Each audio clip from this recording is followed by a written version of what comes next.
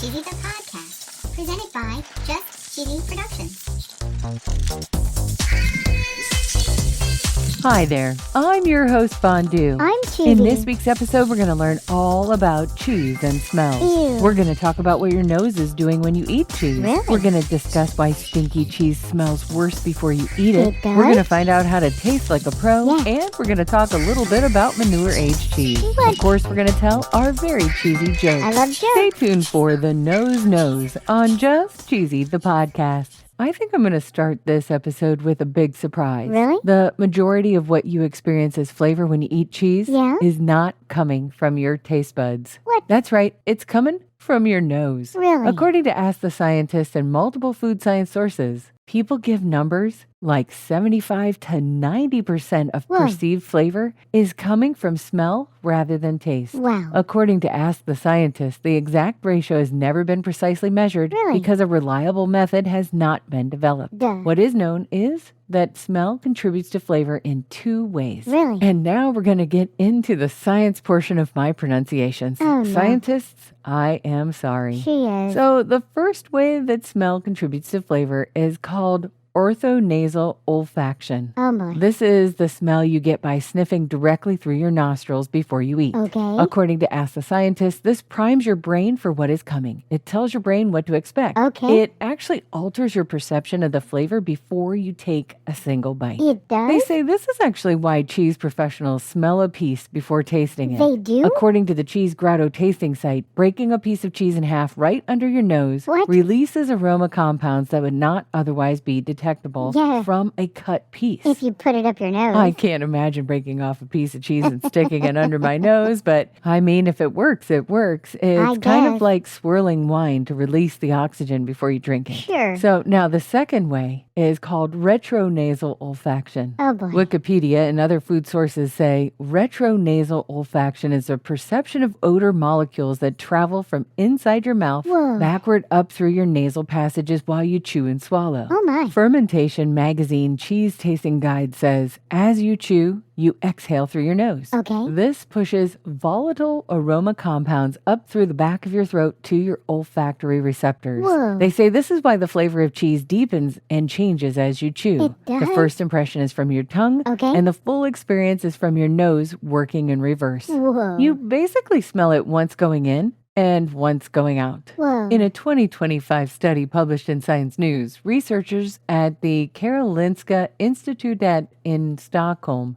found that retronasal smells produce brain activity patterns in the insula part of the brain. Whoa. This integrates taste and smell, and it closely mirrors the corresponding taste. Okay. They said smelling something savory produced brain patterns similar to umami taste. Ooh. The smell of something sweet produced patterns in a similar sweet taste. Yeah. And according to the researchers, smell and taste are fused in the brain earlier and more completely than previously understood. That's amazing. It really is. Yeah. Now, this next fact I think is pretty interesting. Okay. And if you don't like stinky cheese, this might be a solution for you. Oh. According to the Marin French Cheese Tasting Guide and multiple professional sources, Ooh la la. volatile aroma compounds are the molecules that your nose detects. Okay. And believe it or not, What? cold cheese tastes like almost nothing. Like nothing? Yep, that's right. Huh. They say that heat increases the volatility of the molecules. It does? And cold actually suppresses it. Whoa. So letting cheese come to room temperature before tasting, Yeah? they say here, is not optional. Really? It should sit out for at least an hour. Whoa. According to the Fermentation Magazine guide, you should warm a piece of cheese between your fingers for a few seconds before smelling it. Okay. Body heat actually is enough to release the aroma compounds that would otherwise stay locked in the fat. Okay. So if you've been eating cold cheese your entire life, Yeah? it will definitely taste different at room temperature. Really? They say here not just a little bit, but a lot. Wow. No maker of cold cheese is a sponsor. Nope. But if they were, their ad would go right here. Hi there, it's Fondue. And Cheesy. And this is a call to action. Yes. We currently do not have a sponsor. Aw. And this is where you come in. Yeah. We're offering a host read ad to fill this 50-second slot. Oh yeah. If you make cheese, Yeah. if you sell cheese, if you love cheese, I love cheese. If you're a creamery, a dairy, a cheese board company, a cracker or wine company, Whoa. a brand, a business, a podcast, Anyone. or anyone who's ever listened to this podcast about cheese, we're looking for you. We're looking for you. We'll accept money. We'll accept cheese. We'll accept money and cheese. A podcast ad swap. It's your chance to get creative. Especially cheese. This podcast reaches real people who are passionate about cheese. They are. And this 50 seconds could be yours. It could be So yours. reach out to us at info@justcheesy.com to see how you could give cheese a chance. Give cheese a chance. Now, back to the podcast.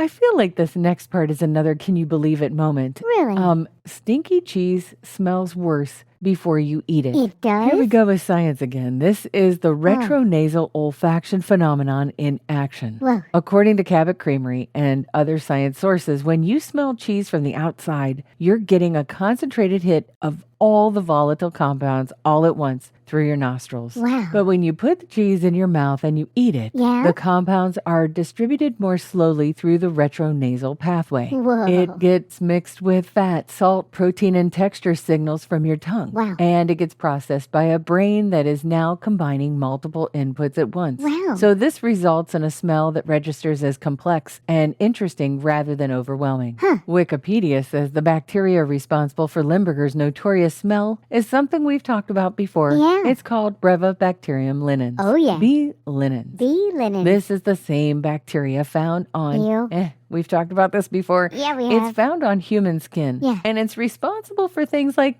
I don't know, body odor and Ew. foot odor. Ugh. So if you think Limburger smells like feet, it's Yeah. because it's made with the same bacteria that's on your feet. Ew.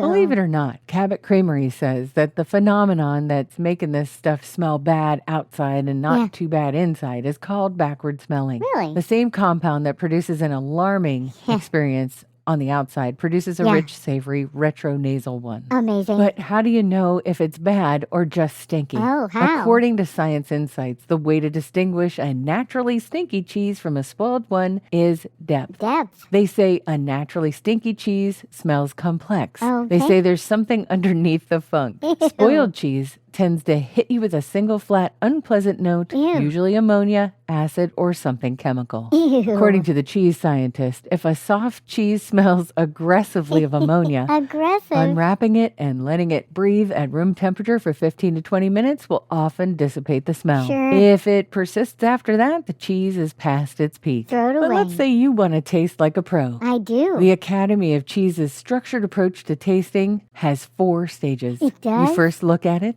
the color, the texture, the rind condition. You then smell it. Okay. The Academy separates nose flavors from mouth flavors in its tasting forms, Whoa. calling nose aromas complex flavors and tongue sensations simple flavors. Okay. Third, you taste it. Oh, yeah. And that's my favorite part. Yeah. According to the cheese professor's expert guide, I think I've been doing this all wrong. They say Yeah. as you chew, gently exhale out through your nose to push aroma compounds up through the retronasal pathway. Okay. And then fourth, you consider the finish. Ooh. According to the Tima Cheese Tasting Guide, after swallowing, keep your mouth closed and breathe out slowly to experience the full retronasal aftertaste. Wow. According to Culture Cheese Magazine, a cheesemaker who helped build a sensory evaluation program for a cheddar producer found that professional tasting vocabulary was actually less useful than personal flavor memory. It Tasters was? responded better to descriptors like Cheez-Its Oh. or hard-boiled eggs or Oh. roasted pineapple. Or feet. Well, I wouldn't know what those taste like. Whatever. They're saying that those were the things they responded better to than technical terms like butyric acid, sulfur, or Helveticus. What's Helveticus? Oh, you really want to test me today, don't you? Oh, yeah. Wikipedia says that Lactobacillus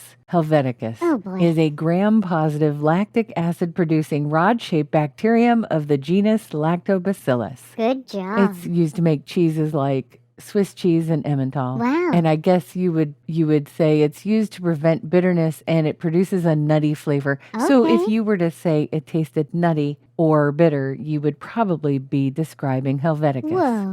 That's just my opinion. Okay. The same source says that over-intellectualizing the tasting process basically removes any personal connection to the cheese. Yeah, it does. And we always think of Limburger as a stinky cheese, but Yeah. there is a Norwegian cheese There is? called Gammelost. Gamelost. Gamma means old and ost means cheese. Whoa. According to lifespan.com, it's one of the oldest cheeses. It is? And they say, and I quote, when a Norwegian grandfather was asked how to make it, he said, take some cheese, stuff it in an old sock, A sock. bury it in manure under the barn, and when it's ready, it'll crawl out.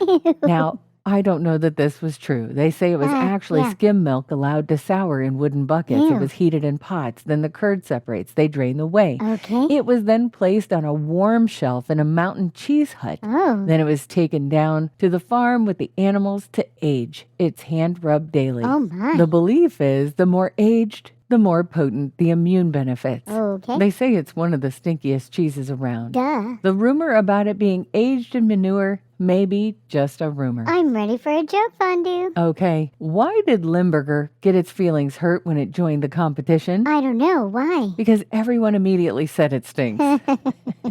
Get it? Because Limburger stink? Yeah, it was cute. I know, it was cute and a little bit cheesy.